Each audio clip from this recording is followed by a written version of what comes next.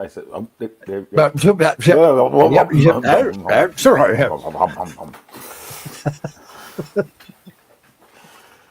Wow. I mean, yeah. wow. Right. Wow. Never had a start like that. Wow. Yeah. Calling Chris Anderson in London. I'm in London. I'm in Studio W1A for like the first time in a long time. And you are in Chicago. I'm in Chicago, hanging in, headed to Minneapolis tomorrow, but in Chicago today. Hey, Chris, it's Super Bowl Sunday. Is it? You must be very excited. Who are you rooting for? Arsenal. Who's playing? Can you name a team in the Super Bowl? This is the World Championship of all the American teams. I haven't. No. Yeah. Okay. New England, are they playing? Welcome everybody to History Happy. It's a history show, not a sports show. Thanks to Stephen Ambrose Historical Tours for helping to bring you this show. Very kindly, the NFL powers that be scheduled their game to start well after our game. Oh, that was good. Philadelphia against Kansas City, with the game being played in New Orleans. Thanks to Stephen Ambrose Tours. Check out the rich offering of military history tours at StephenAmbroseTours.com. And look, whether you're watching live or watching on replay or listening on the HHH podcast, we're glad you're here today. And we'll be talking about a World War II escape line run by two women in Paris, and an interesting book written about that. So let us know what you're drinking. That's the most important part of the show. I probably shouldn't be careful. Yeah. Sensitive saying things like that. And if you're not drinking, that's also fine. And Chris, we should thank everybody who supports us via Patreon, especially our top shelf patrons. We do really appreciate it. We do appreciate that contribution, which helps us kind of keep the keep things going. And you can join this group. You can help us to bring you the show by going to patreon.com/History Happy Hour. Chris, who have we got out there watching, and what do they have to say for themselves? Well, Xavier's joined us, so we're international. So and he's said like 3 or 4 weeks in a row. I feel the love from Spain is fantastic. I feel the love, but if you could send some of the warmth, that would be nice too. Risha Flowers, Gene Templin. So Nancy Nallens is in Houston, where it's 81 degrees. Yeah. All these people from warm and sunny places. Oh, fantastic. We should bring some of that sun up this way. All right. Well, Mr. Anderson, we can get started with this show if you give me a cue to begin. All right.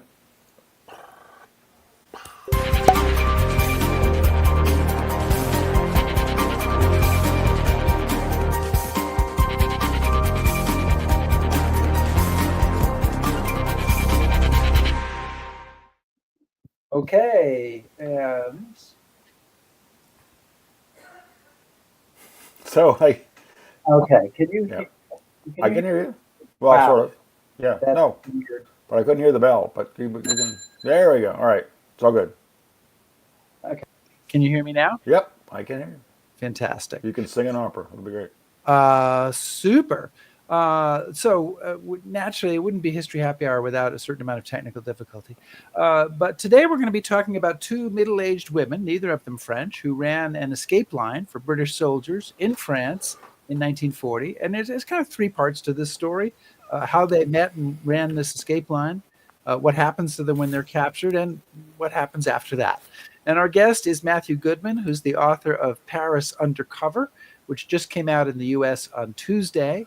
He is a New York Times bestselling author of 5 books, including The City Game, Triumph, Scandal, and a Legendary Basketball Team, and 80 Days, Nellie Bly and Elizabeth Bisland's history-making race around the world. His writing has appeared in many other publications. He joins us from Brooklyn, New York. Matthew Goodman, welcome to History Happy Hour. Thank you so much. I'm really happy to be here. Thank you. Really appreciate you joining us. Did you bring a cocktail? Is that why you're happy? I have a cocktail. Shall I explain? Yes, please. I thought this would be appropriate since we're talking about Paris. This is a paper plane, which features Aperol, which is a drink that you see all the time in Paris. And it is in a glass that I bought at the Merci department store in Paris. So this is my Parisian cocktail du jour. Fantastic. Wow. Everybody always has more interesting drinks, though. Rick? I'm just drinking beer as usual. And what about you, Chris? Glen Turret 12th. Okay, that sounds fairly interesting to me. Well, So okay, Matthew, I'll tell you about your book because I just want to make sure you know about it. Uh, Thank you. your book is about two women, Etta Schreiber, an American, and Kate Boniface. Is that how I say her name? Yeah. Mhm. An English woman who find themselves compelled to start helping British soldiers trapped in France escape back to England in 1940. Now, I had never heard of either of these two women before I read your book. I imagine that's true of most of our audience as well. So, how did they come across your radar screen, and what made you want to dive into their story? Right. I had not heard of them either until one day. For me, I should preface this by saying that for me, the worst part of the entire nonfiction writing process is not the research, it's not the writing, it's the trying to find the next idea for a book, which for me takes, it can be a year to find the next topic, a year and a half. And, you have to go through with, various ideas that turn out to be not good for one reason or another. They've been written about before, or there's not enough material there for a book, or it's not commercial, or it's not interesting, or what have you. The characters aren't interesting enough. And, there are various dry wells that you have to go through before you find the gusher. And I was at, I think, about 17, before I encountered this, or maybe this was number 17. I happened to be reading an article that was in Smithsonian magazine.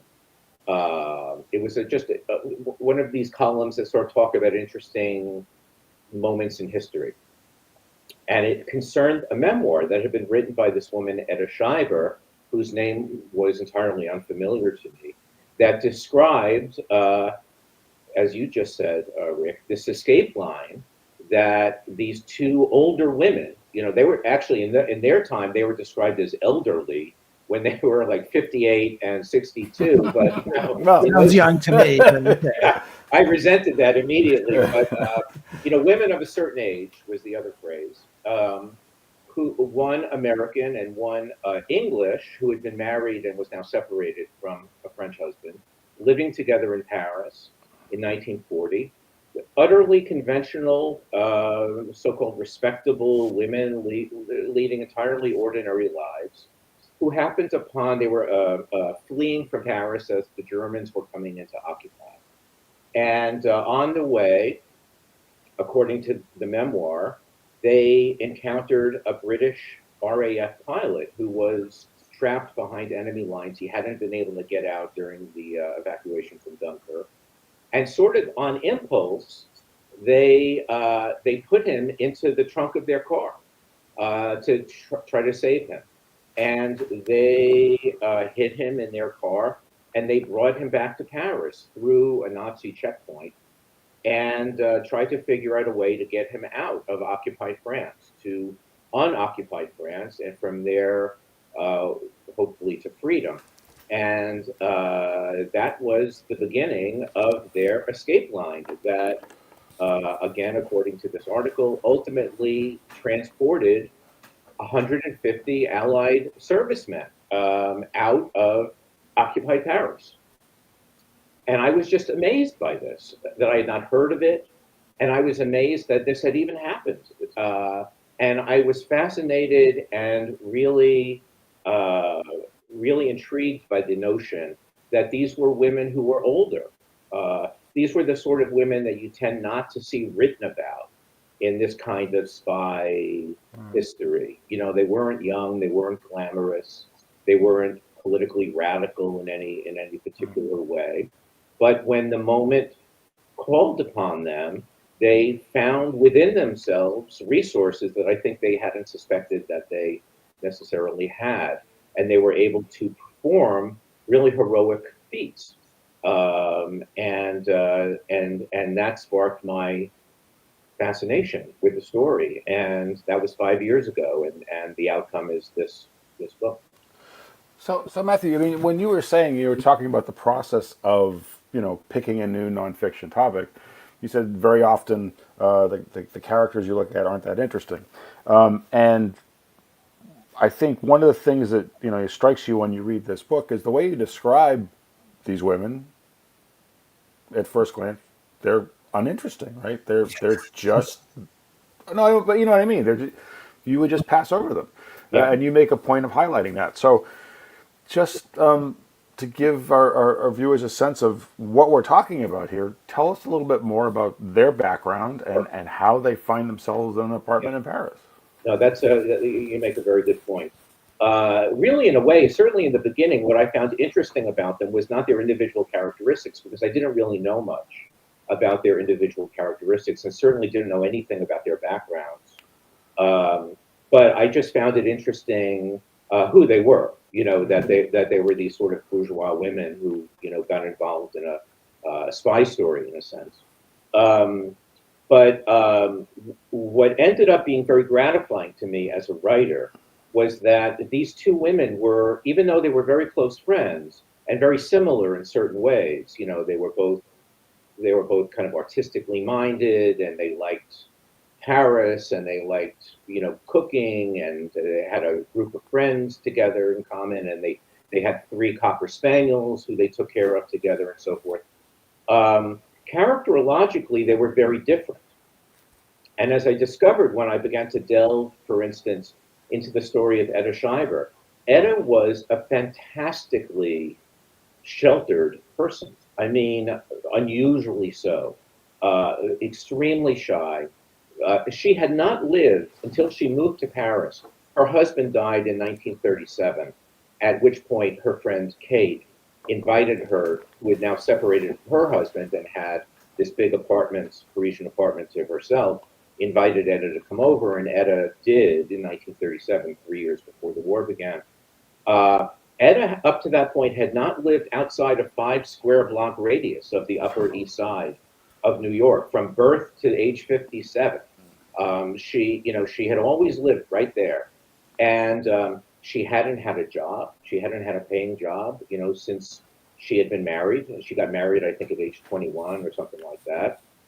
She had done volunteer work, but mainly she was a housewife.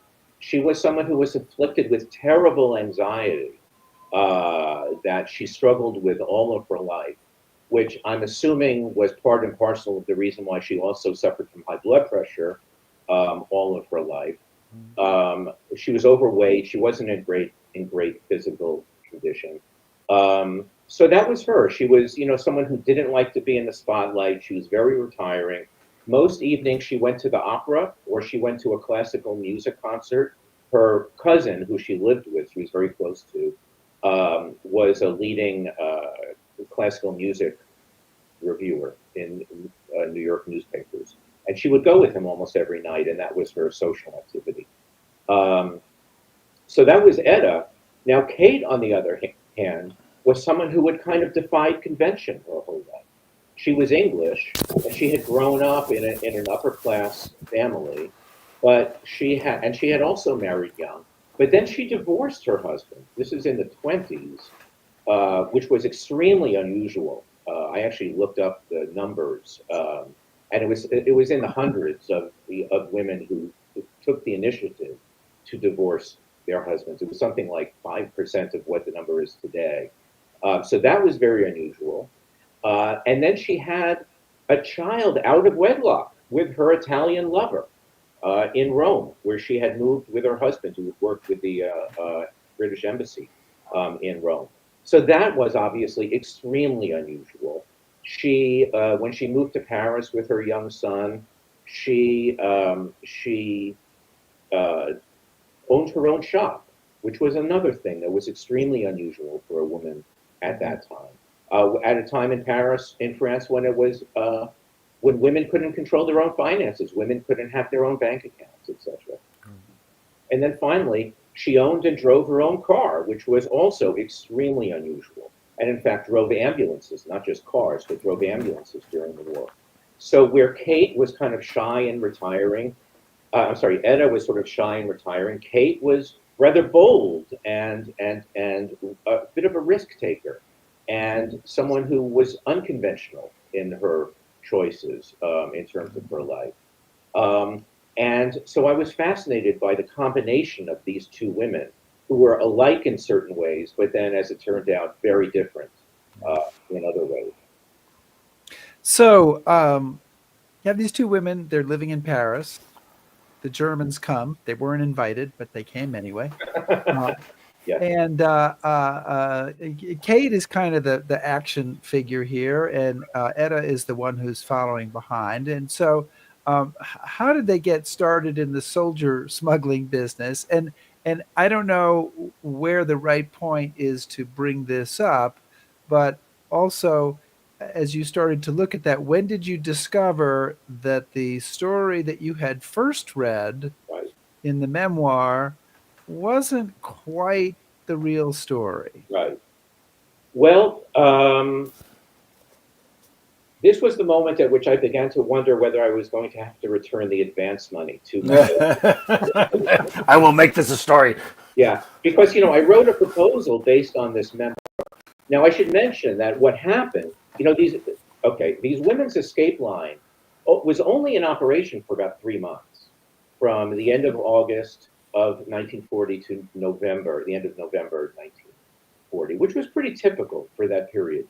Those early escape lines, their lifespans were measured in weeks or months, not It got years. rolled up pretty quickly. Yeah, this was one historian referred to this as the artisanal stage of the escape lines. Later in the war, you had these big escape lines, the Comet Line and so forth, that were sort of like assembly lines almost, where they, were shipping hundreds of men out. But in the beginning, it was all sort of handmade, and they were sort of making everything from scratch. And these were people, of course, who didn't know what they were doing. They were not trained in any way. These were not professional agents.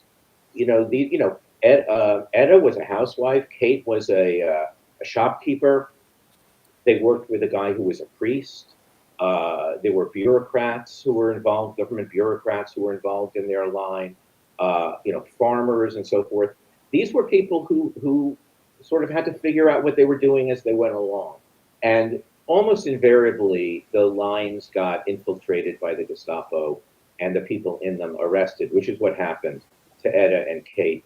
So Etta and Kate were put on trial in front of a German military tribunal and convicted.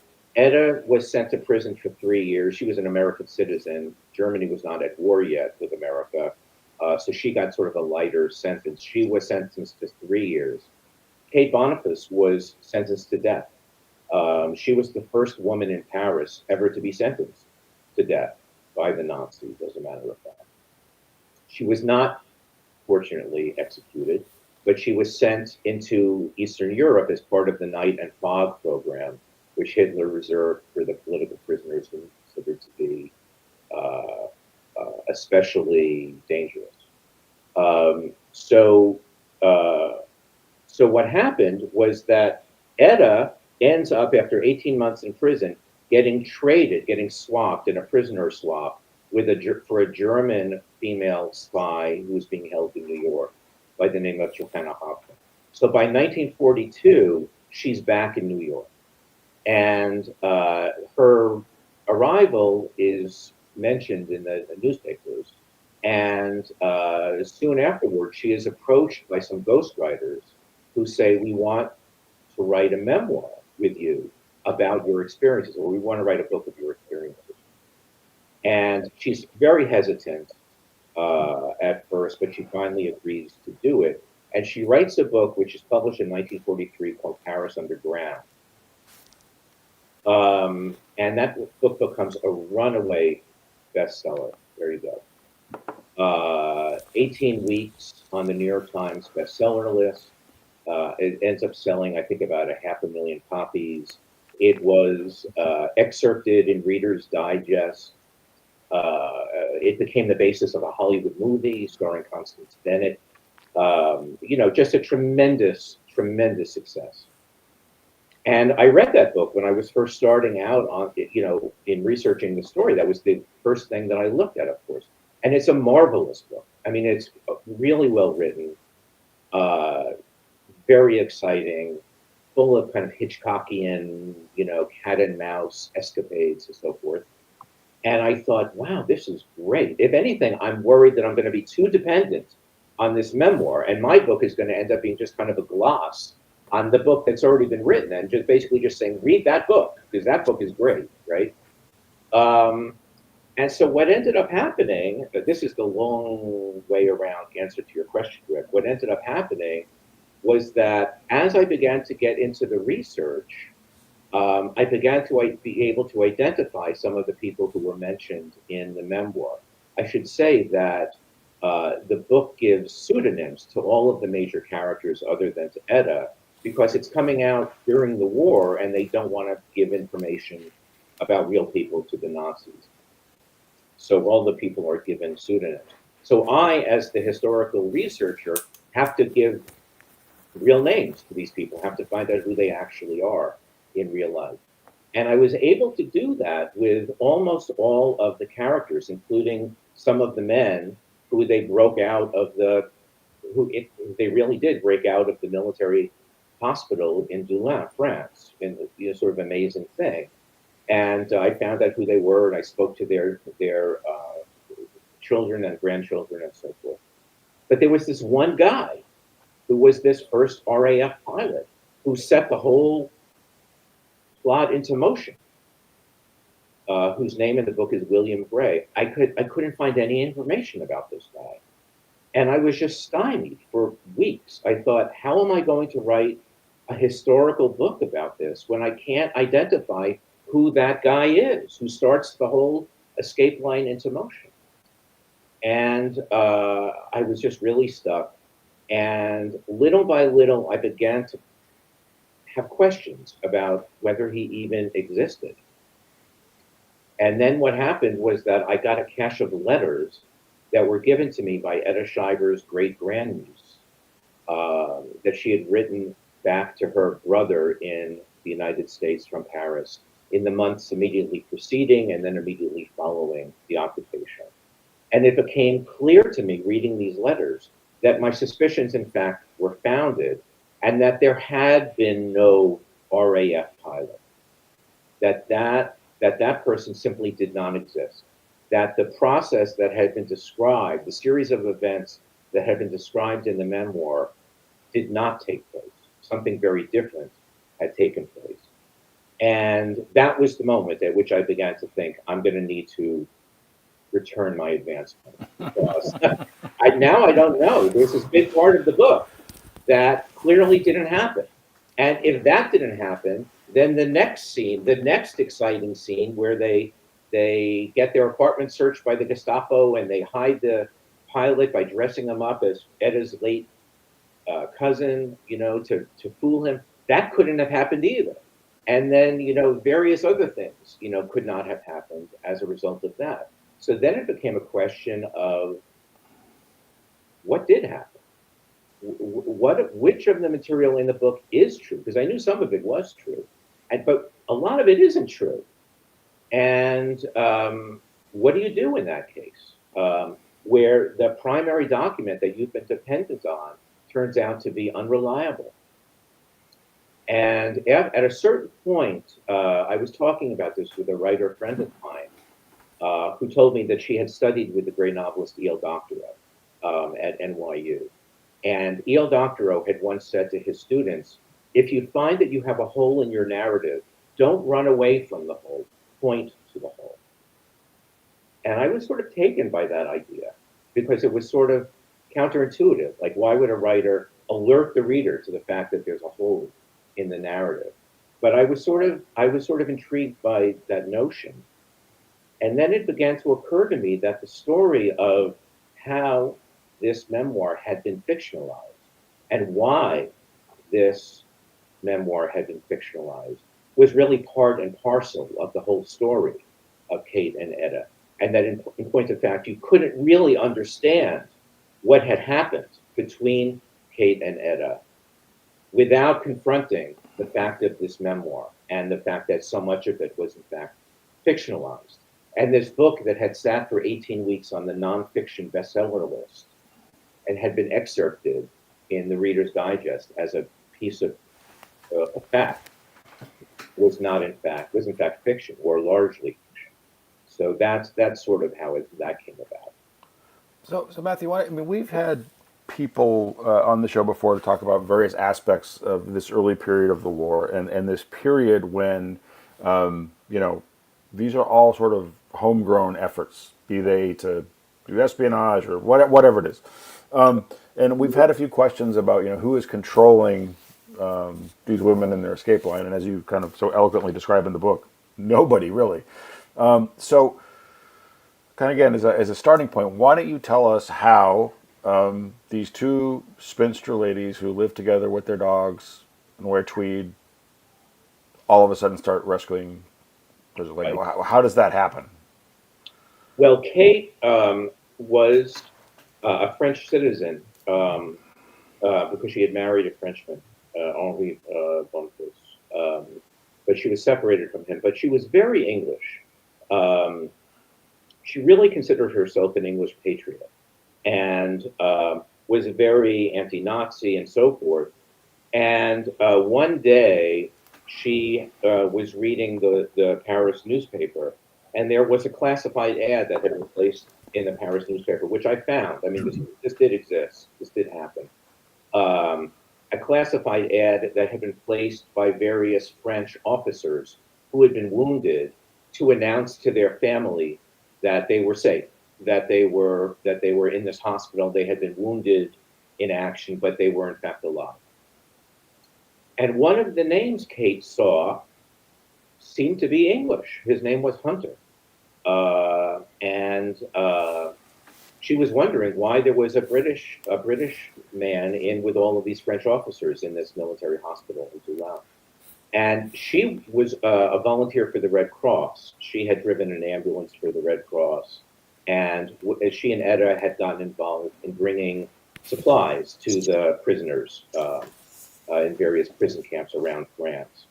And so she decided that she was going to write to this Englishman to ask him if he would like her to bring any supplies to him and just sort of make contact with him.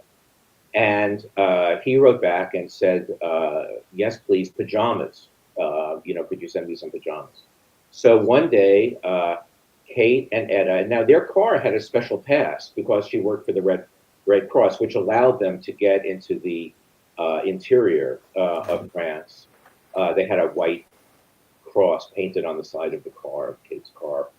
And Kate and Etta went up to the military hospital with their supplies, and they met this man whose name was Colin Hunter.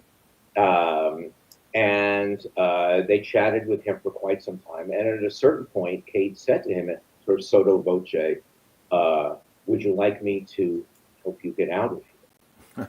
And he responded in a way that you might expect, which is, Madam, you're very kind, but there's absolutely no way that Right, I do that.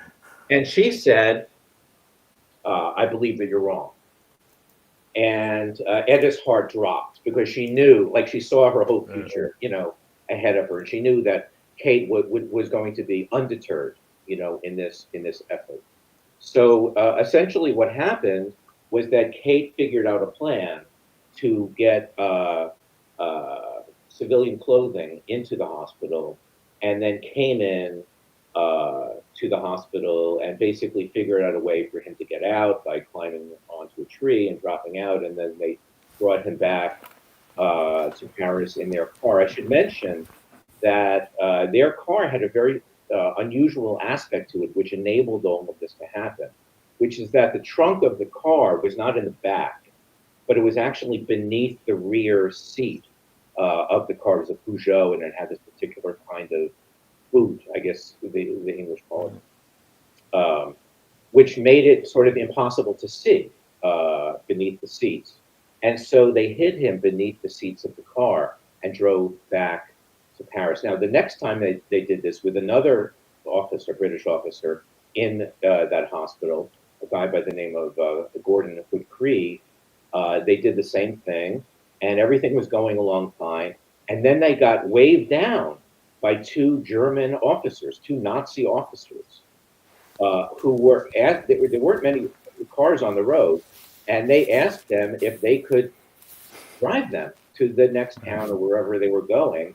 And to the horror of these two women, the men got into the back seat of the car and sat there while the English prisoner was literally at their feet, just below their feet, for a period of half an hour or so. Edison, her heart was in her chest, was Right. the whole time. She Yeah. was not breathing. So that was the beginning. They got the men back to their apartments, and then there came, the question of trying to figure out how are we going to get them false identity cards? How are we going to get them across the line of demarcation? How are we going to get them down to Marseille? From which point they could then, go across to North Africa and then back to England and so forth. But as I described in the book, eventually they do figure out step by step each of these steps. And ultimately, Kate has almost single-handedly created an escape line that runs almost the entirety of France, from the north of France up near almost Belgium, which is where a lot of these soldiers were hiding, down to Paris, which is still an occupied territory, and then from Paris by train to Libourne, which was right on the line of demarcation, where they had a guy by the name of Elie Tessier, who was a passeur. He was a farmer, but sharecropper really, who had a boat, and he would bring the men down the Dordogne River by boat and then across the line.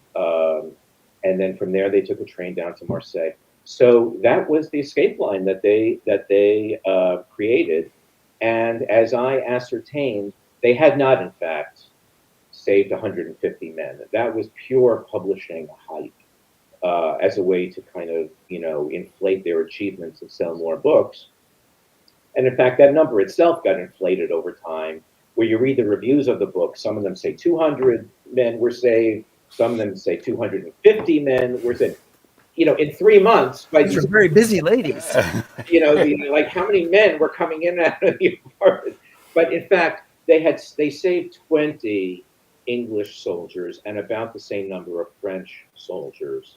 And in fact, I have an appendix at the back of the book where I actually name all of the English soldiers and their units that they came from, who had come through. So that in itself, the fact that they actually did save 40 soldiers is, exceedingly impressive. Yeah. And so I want to remind everybody that we are chatting with Matthew Goodman, who is the author of the book Paris Undercover, a wartime story of courage, friendship, and betrayal. And one of our audience members, Susan Yu, says this is like a story in a story in a story. And I totally agree with that.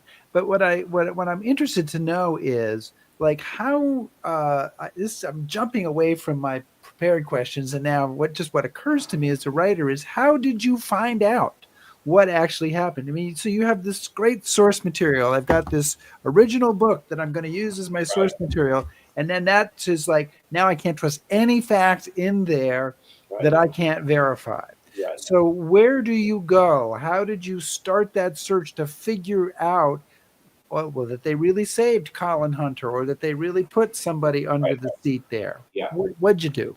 That's a great question, and that's exactly the kind of question that a historian would ask. Because you imagine, how do you do that? Sometimes, my kid just read one of my kids just read the book. She's in college, and she said, "How did you know that? How did you know all of this stuff?" And I just said, "Well, I just made it up." Disabuse her of any notion. Right. Another writer 100 years. Well, you don't want her to become a historian, definitely. No, you're right. I mean, this was the 5th book that I've written, the 4th narrative history, and in a lot of ways, it was the hardest to do for many reasons. First of all, a large part of the research had to happen during the pandemic. At a time when the New York Public Library, which is my library, was closed to the public for a year. So there were all of these materials that I knew were inside the library that I just couldn't get to. And then there was this sort of halcyon moment when the public was not allowed into the library, but official researchers, who were, attested to by the librarians there, could get in. And so there was a period of a few weeks where I was the only person in the New York Public, like in this great room, you know, the reading room. I felt like, I told my wife, I felt like Lord Grantham in downtown, just me alone in my huge library. Um, so then I had to sort of call up, and I couldn't get on a plane, you know, and go over to France or England or wherever. So I had to call on the services of what turned out to be a cadre of really wonderful researchers who, uh, you know, went down the rabbit holes in various places. So it was really a combination of source material. To begin with, there are really wonderful escaped prisoner testimonies, which are available to the public, which have been recently made public, which are held in the National Archives in London. During World War II, every time an English serviceman managed to escape from Germany and get back to England, he was immediately interrogated by members of MI5 to, you know, because he was a source of valuable information. How did you manage to escape? Who were the French people who helped you along the way? What did you see that we might learn about German military encampments and so forth? So there are hundreds of these military uh, escaped prisoner testimonies, and they're extremely valuable because often they will say who it was who helped them. So that was very important for me to be able to identify some of the actual soldiers who, you know, who they had helped, and then they described in detail, you know, the path that they took and so forth. So that was one source of information. As I mentioned earlier, I interviewed all of the relatives, the surviving relatives of the servicemen who I was able to identify, and they gave me information that their father or grandfather had told them. I tracked down the two grandsons of Kate Boniface, who were elderly but still alive. One of them lives in France, one of them lives in Portugal. The one who lives in Portugal was sort of, and this is the kind of person that every researcher hopes to find. He's like the family records keeper, you know, and he was the one who had kept all of Kate's stuff. He had her address book, you know, her original address book with all of her sources, you know, still written, you know, in ink, you know, there. He had the newspaper clippings that she had saved. He had letters she had written. He had medical reports. Uh, he had her handwritten notes that she had taken about her experiences in Nazi prison camps that she was using in order to write her statements to be compensated by the German government after the war and so forth. So that was just invaluable. I mentioned Etta's letters. Etta's letters, she was a wonderful letter writer and a faithful and diligent letter writer. So those letters provided a mountain of details about their daily life, both before the war and then after the occupation, about, you know, where they went shopping and what park they walked the dogs in and what the dogs were named and what the maid's name was and the movies that they were going to see and all of the little details that create a life for a writer to use. Um, and then, of course, there are wonderful histories. You know, there's that magisterial book called RAF Evaders, which is about this thick, which lists all of, I don't know, thousands of uh, British evaders from the Germans, you know, with all the details of their evasions and so forth. There were websites devoted to this. I went to Paris and I visited their apartment house and so forth. So, you know, I spent about 2.5 years, I would say, solidly researching before I began writing the first sentence of the book. Just trying to accrete as much information as I possibly could until I had a sense that I had a strong feeling for what really had happened. Oh, and then, by the way, I should say this was another thing that was very important that came right at the end of my research. I had eventually began to trace the process by which this memoir had actually been written. Etta Schreiber hadn't written it, and in fact, on the title page of the book, it says by Etta Schreiber as told to Paul and Anne Dupree. Well, Paul and Anne Dupree also don't exist. That they were pseudonyms, for two publishers named Paul and Elizabeth Winkler, who were themselves refugees who had come to New York. But as I discovered, they hadn't written it either. That in fact it had been written by a Hungarian Jewish refugee by the name of Aladar Farkas. And I eventually tracked down his affidavit because he sued about this. And in this affidavit, he described the process by which he wrote this book, in which he listed item by item all of the characters whom he had made up in the book, including this William Gray, this RAF pilot. He was a figment of this guy's imagination. And as he said, I intended this book to be a novel. And I was shocked that it was published without my knowledge as a memoir. So that sort of put the final pieces into place. And I was able to understand the whole, really the entirety of the story from beginning to end. Well, Matthew, one of the things that I found really interesting, because I don't think people give a lot of thought to it, is the fact that obviously Etta is American, and also looming large in this story is she's making the decision she makes that she's Jewish, Yeah. as the German army comes into Paris and all of it. So maybe you could talk a little bit about sort of the position she finds herself in, right? And this whole idea of her being Jewish in this situation, because it runs through the whole story, not just even during the wartime. I'm really glad you brought that up, because that's a very important element that we haven't spoken of yet. The fact that Etta was Jewish was never mentioned in the book, ever. It never was brought up. And in fact, the very idea of Jewishness at all is only mentioned 4 times in a book about the Nazis in Paris. It was something that was really kept at arm's length by the publishers of the book. And it took me a while to sort of pin down the fact that she was Jewish, because she never talked about it. The publicity materials for the book certainly never talked about it. And I finally was able to find out that her grandmother had been born in a Jewish hospital in Germany before the family had emigrated, and her birth name was Kahn, Henrietta Kahn, which was a well-known Jewish name, and she had been married by a Jewish rabbi, Felix Adler.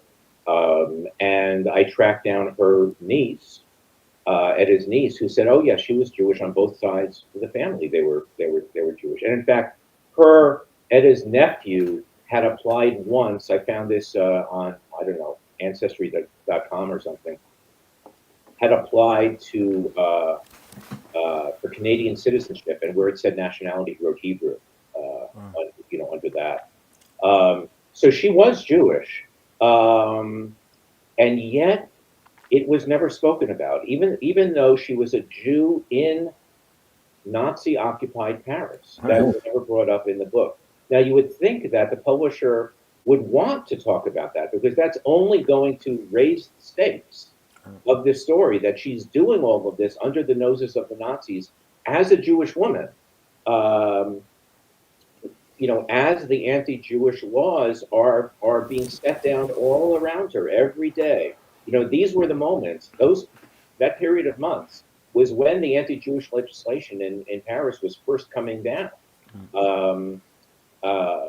So why didn't they? Why didn't they talk about that? And the reason is that the book was published in 1943, but it was written in 1942. As a way to help build morale, public morale for the war. This was a time when the outcome of the war was really far from certain. And American support for the war was hesitant in large part. And the Roosevelt administration, among other supporters of the war, were very avid about separating the idea of American interests in the war versus Jewish interests in the war. And they didn't want the idea to be raised among the American people that American boys are dying for Jews, in order to save Jews.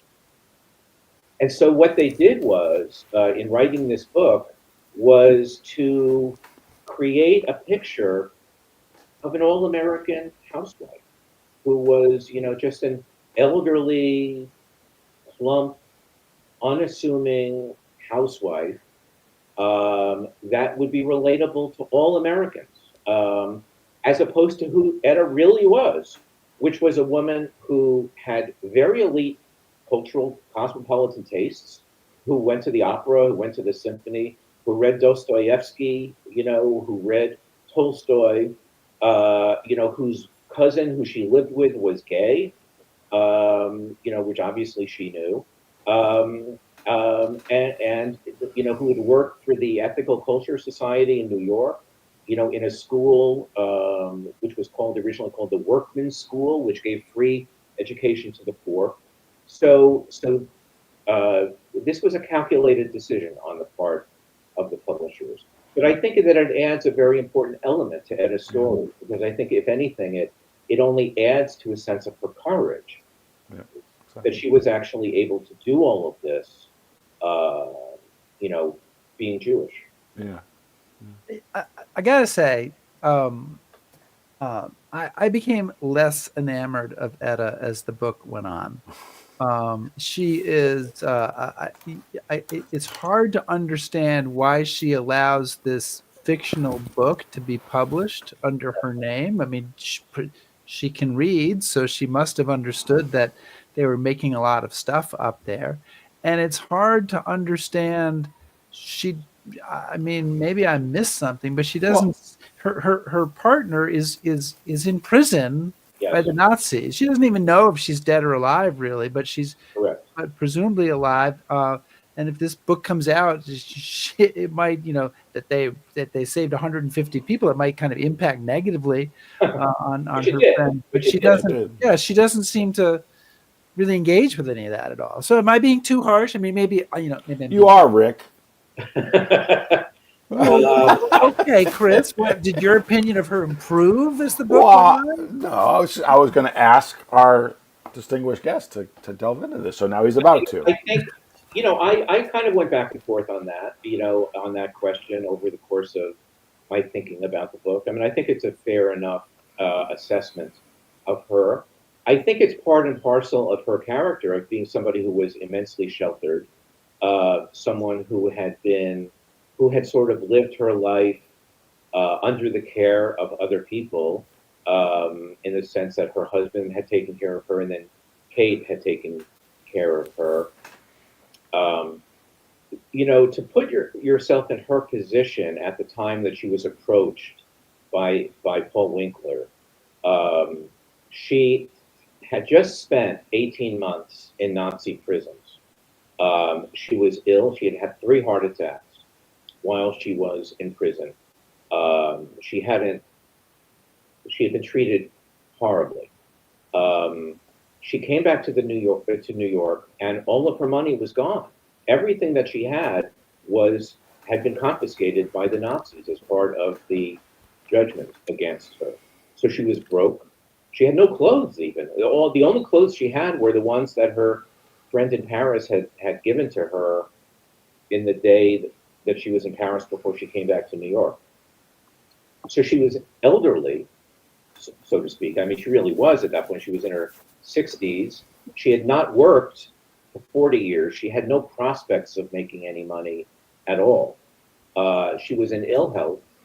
And then this sort of wealthy, powerful, very persuasive guy who had persuaded Walt Disney to let him be his agent in Europe, comes to her and says, "We're going to tell your story, and we're going to pay you to do it." And this allowed her to survive. Now, she resisted at first. She said, "No, I don't want to do this because I'm worried I don't want it to harm anyone who is still over there." And they said to her, "Don't worry about that. We have that all under control. All of these people are going to be named with pseudonyms. We're going to hide their identities. We're going to create stuff that didn't really happen. The Nazis will never be able to identify them. And your friend, Kitty, as Etta called her, will be the hero of the book.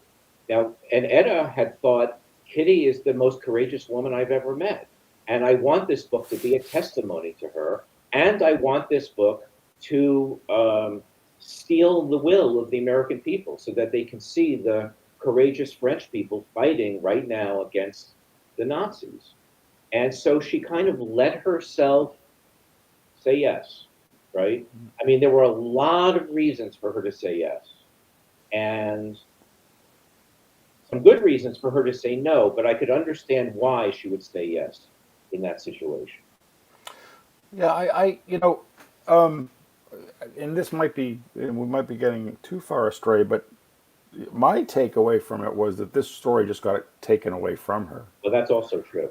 You know, and whether, and I didn't get the sense that it was deliberate or avaricious on her part. No, I think it just kind of, that no. train left the station. But I mean, And she didn't get rich, ultimately, as it turned out. She did not get rich on this. right.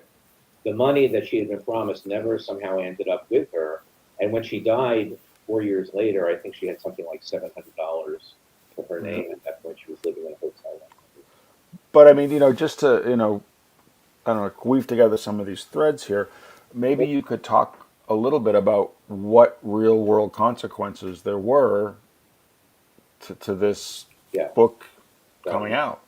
well, without going too much into specifics, because Right. Yeah. I'd love people to read the book. Absolutely. Just to say, as you guys have been alluding to, this book came out during the war. Came out in 1943,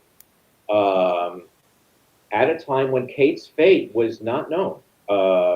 Kate and Etta had been found guilty, and they were separated. And Etta did not see Kate again at that point. She didn't know if Kate was even alive or dead. Kate was behind the wall of night and fog. No one knew where she was or what had become of her. So what happened was that, as you might expect, this book comes out and is a huge success, and is excerpted, among other things, is excerpted in the pages of the Daily Mail in London, which was, I don't know if it still is, Chris, but it was at the time the widest circulation newspaper in England. Well, the Nazis saw this book and they read the book and they believed the book, because in the front of the book it says everything in this book is true, right? The names have been changed.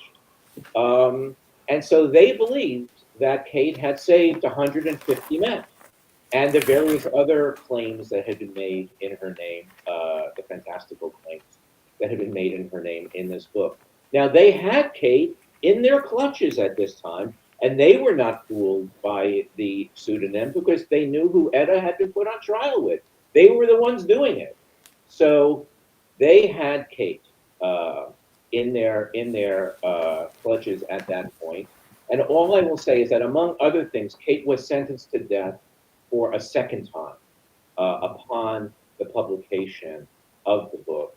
And that, as I discovered, and I think I'm the only one who knew this, when Kate finally made it back to France, because she did survive the war remarkably, she weighed 73 pounds and, had gone through terrible, terrible experiences.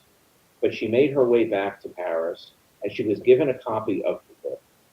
And the next day, literally the next day, she went to the British Embassy in Paris to see about the possibility of suing her friend Etta Schreiber for the consequences of having published this book. So that's the real world consequences. What happened. So there's no happy ending. Well, there is and there isn't. I mean, I think Kate's story is really a happy ending. I mean, she lived a long life with grandchildren and a happy family, and not But that there's not a moment of reconciliation. no, there's not. And But to me, I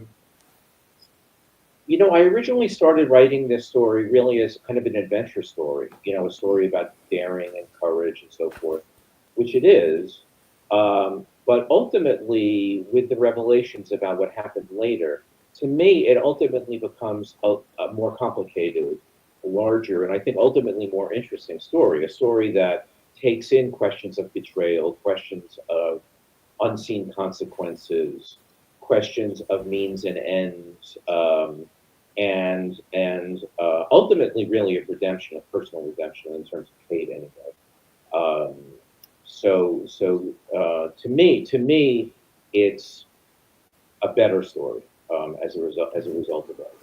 Well, I just want to add. I mean, the other thing that I found really fantastic about the story was it's one of the only times I've read a book about this sort of situation where you were actually able to discuss the real world results of their efforts. I mean, I'm not going to give too much away, but you go into the fates of some of the men that Kate Yeah, and Etta saved, and yeah.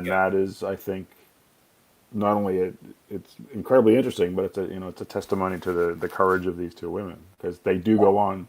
I mean, it's not a spoiler to say A, the Nazis lost, but Yep. B, the people who were captured by the Nazis, bad things happened to them.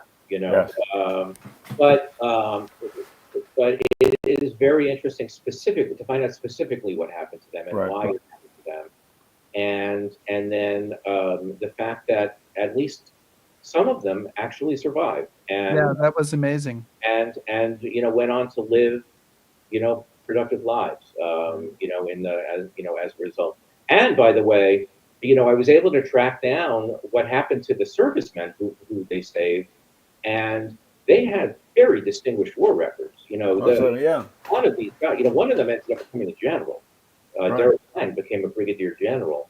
They all distinguished themselves for valor. They didn't just go back to England and open a sweet shop in England. They Well, went back into the war and yeah. fought courageously and valiantly and with effect. And Uh, that was I found really inspiring about the book that we actually know kind of the results of the sacrifices right, of these. exactly, You know. exactly. Yeah. Well, we want to say thank you to Matthew Goodman for joining us today to talk about his book, Paris Undercover, a wartime story of courage, friendship, and betrayal. And honestly, we've just touched on it. There's lots more in there. The trial, and you dug up the trial transcript, and that's fascinating. The time in prison, which you've detailed very, very carefully. What happens to Kate in all of this?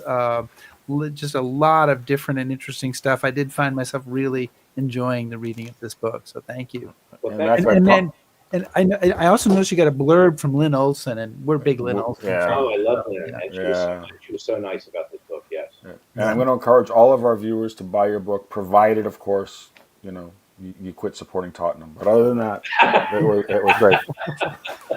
I made the mistake of saying that I was rooting for Tottenham. Yes, you did. Yes, you did before we But went on the air, but we remember. let me just say thank you, Jensen. I really appreciate it. This was a great conversation, and thank you so much for having me on. I Thank really you Thank for you, joining Matthew. us. It was Appreciate it. good. take care. Bye bye. Okay, so Yes. next week we are live again. Next week Crazy talk. we've been. Crazy talk. It feels like we've been live for like a year in a row. I'm sure it's only like 10 weeks, but and we're going to focus on a pivotal year in Winston Churchill's life, one that saw him lose the admiralty, serve on the front lines, begin to paint, and eventually start himself on the long road to political recovery. That book is called Blood, Mud, and Oil Paint by Yes. J. Furman Daniel III. And Oh, Mr. Daniel will be joining us next week. it's So, always good when you get to spend an hour talking about Churchill. So. yes, and we have another Churchill book coming up Oh. later in the springish, Springish, like springtime. Churchill early and D-Day. summerish, kind of. Yeah. Churchill D-Day book coming up. So we have a couple of hours of Churchill talk. Talk. Is never. No, stop. Don't Okay. do a Churchill. Don't do a Churchill impression. I know the viewers are dropping like Yeah, I flies. know. I can tell that. You notice? Guys, please subscribe to us on YouTube, follow us on Facebook, shout at us on Blue Sky, listen to our podcast, back us on Patreon, browse historyhappyhour.com, and enjoy the Super Bowl. Whatever. Thanks, everybody. Be safe.